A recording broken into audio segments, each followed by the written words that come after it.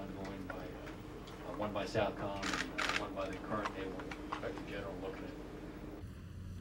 My key findings: there was no policy that condoned or authorized either abuse or torture. There was no linkage between the authorized interrogation techniques and the abuses that in fact occurred. We did identify some problems with the development, promulgation, dissemination of interrogation techniques, both in Iraq and Afghanistan.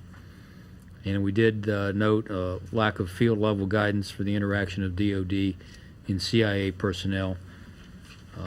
That, again, consistent with some previous reports. From the work that we did, Senator, I think everything that has been alleged is being investigated. In the end, I conclude that the Defense Department is not able to assess accountability at senior levels, particularly when investigators are in the chain of command of the officials whose policies and actions they are investigating. Only an independent review can fully and objectively assess both the institutional and personal accountability for the abuse of detainees.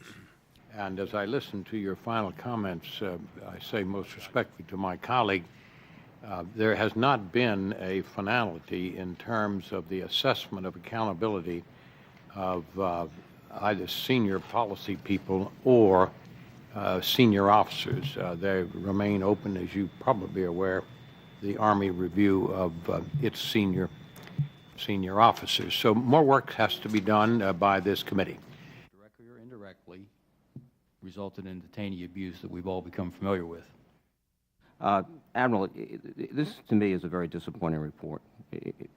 The limitations both imposed on you from without and self-imposed, apparently, particularly with respect to Mr. Bremer, lead to conclusions. And again, this report is not simply laying out the facts. You've drawn some conclusions, and it seems to be, to me, the conclusion is this is all just one big misunderstanding.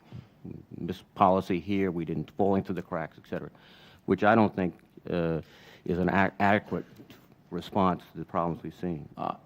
I'd like to challenge the premise that this was all one big misunderstanding.